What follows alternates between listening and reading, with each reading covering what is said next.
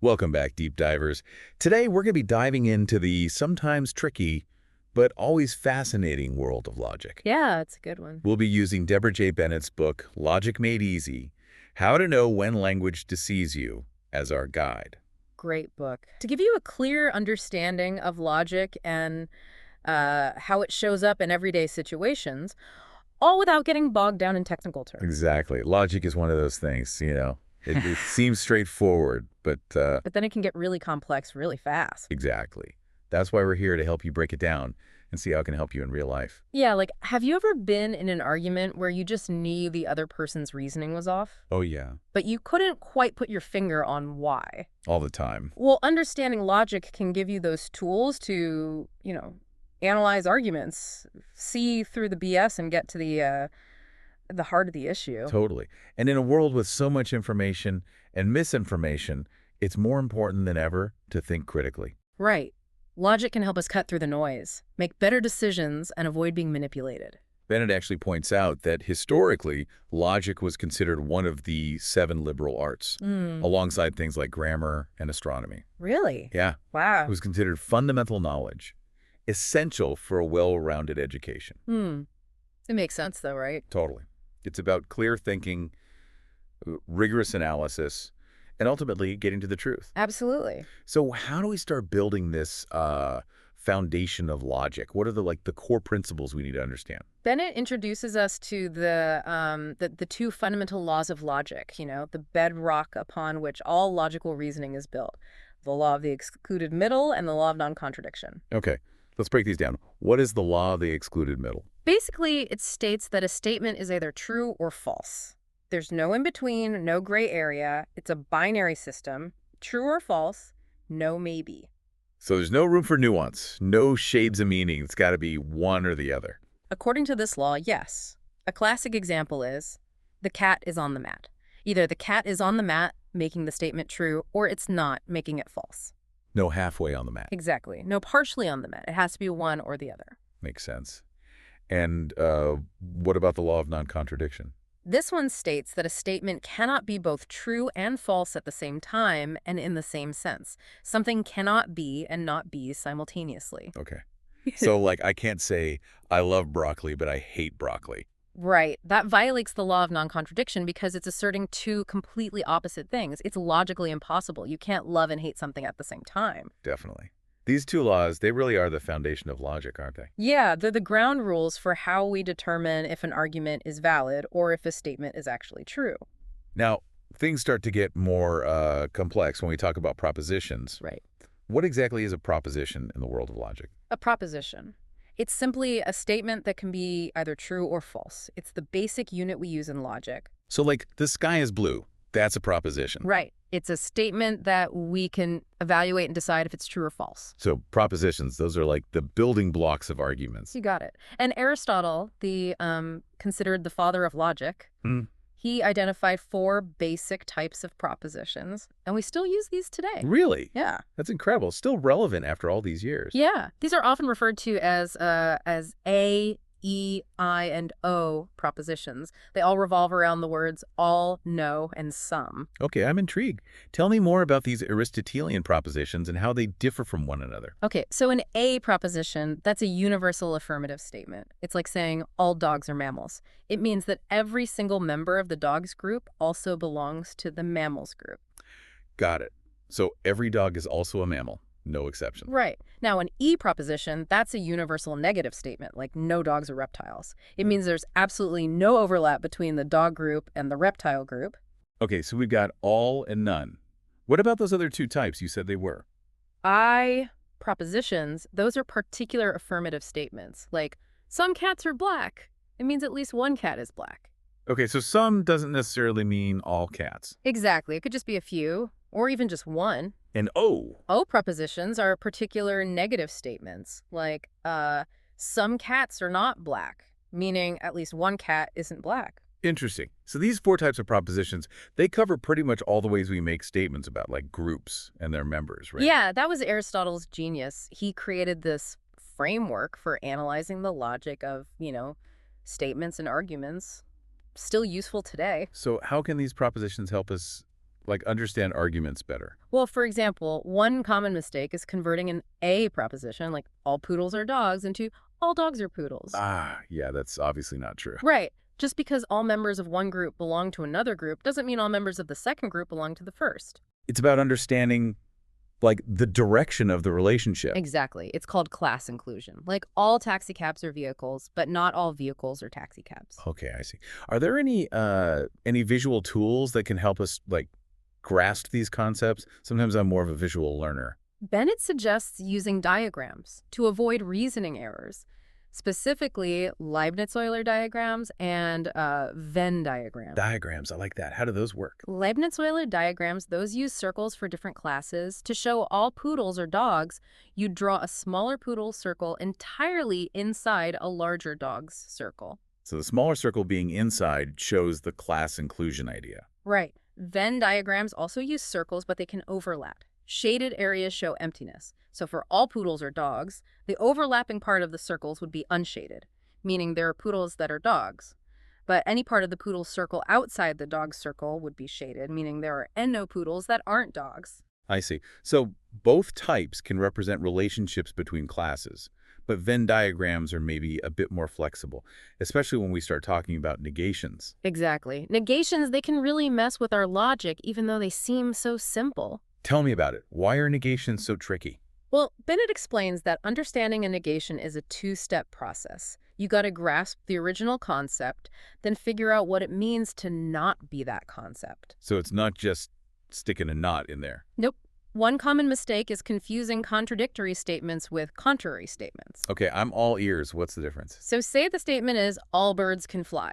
The contradictory is, some birds cannot fly.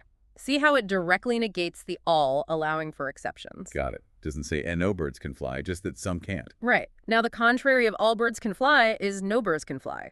Total opposite, saying the original statement is completely false. So contradictory acknowledges exceptions, contrary is complete denial. Yep. Bennett also brings up this fascinating legal term, negative pregnant. Negative pregnant. What's that? It's a legal loophole where a denial actually implies something else is true. Like someone says, I didn't steal the car on Tuesday. They're only denying Tuesday, not stealing the car at all. So they could have stolen it Wednesday. Exactly. Shows how specific wording matters for the logic of a statement. Okay, we've done all, none, not. Now what about that word some? How can that cause logic problems? Some is tricky. It could mean at least one and maybe all. That ambiguity can cause errors. Can you give an example? Think about some dogs are not poodles versus some poodles are not dogs. The first is true, there are lots of non-poodle dogs, but the second is false. All poodles are, by definition, dogs. Right. They sound almost the same, but logically they're different. Exactly. Bennett points out this trips people up even on tests like the GRE. Shows that logic isn't just about rules, it's about, like, understanding the subtleties of how we use words. Absolutely.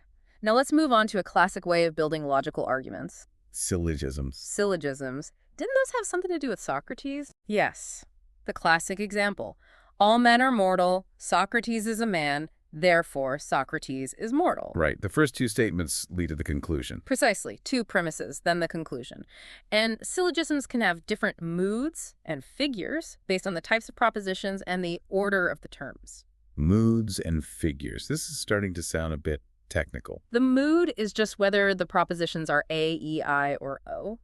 The Socrates one is AAA because it uses all statements. The different combos make different moods. Right. Figure is about the arrangement of the terms. Like in the first figure, the middle term, the one that appears in both premises but not the conclusion, is the subject of the first premise and the predicate of the second. So figure is all about positioning. And of course, not every syllogism is like logically sounds right. Exactly. Not all are valid, meaning the conclusion doesn't always follow from the premises. How do we know if it's valid then?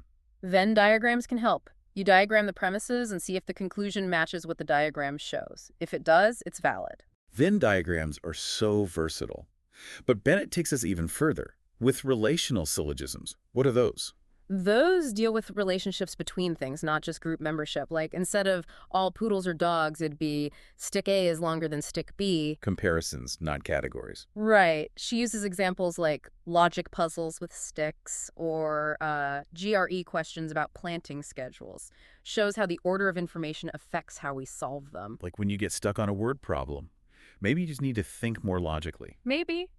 Now let's talk about Gottfried Leibniz. He wanted to create a universal language for reasoning. Leibniz. Tell me about him. He was this brilliant 17th century guy, philosopher, mathematician, logician, everything. He wanted a language that could represent all knowledge and reasoning without ambiguity, thought we could settle arguments through calculation. A language for pure reason. Ambitious. It was. And while it didn't happen in his lifetime, his ideas influenced logic, math, even computer science. How so? Well, think about binary arithmetic. That's using just ones and zeros to represent numbers, do calculations.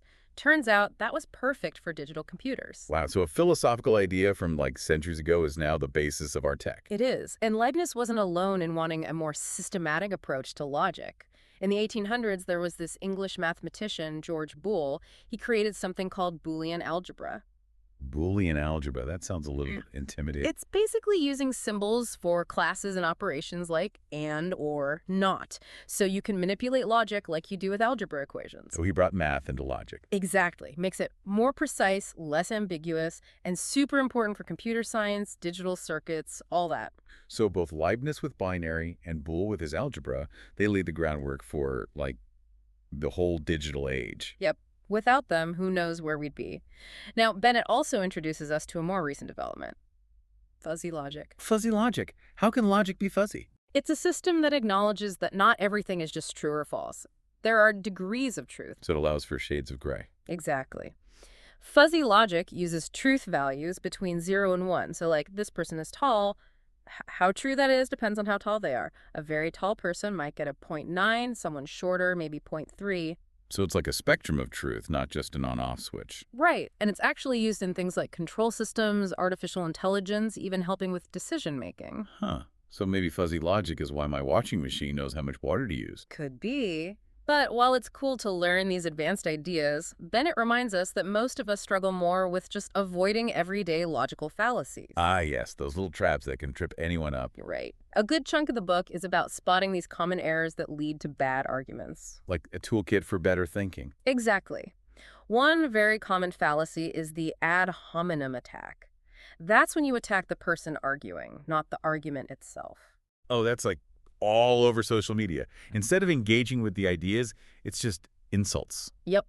It's a way to try to discredit someone without actually proving them wrong.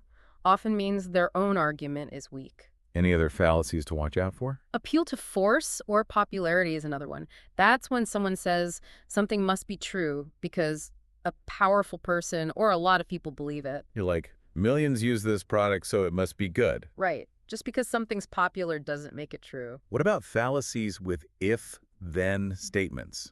Those always mess me up. Those are tricky. There's affirming the consequent, which is assuming that if the then part is true, the if part must be too. Give me an example. Okay, if it's raining, then the ground is wet.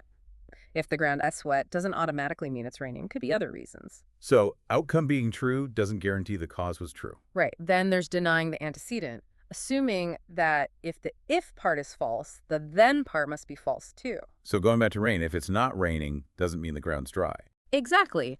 These fallacies, and the others Bennett talks about, show how important it is to really analyze an argument, not just jump to conclusions based on how it sounds. This has been a fascinating journey exploring the world of logic.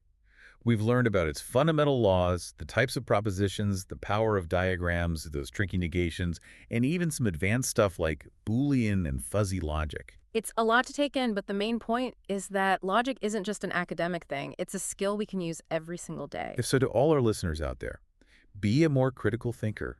Don't take things at face value. Question what you hear and read.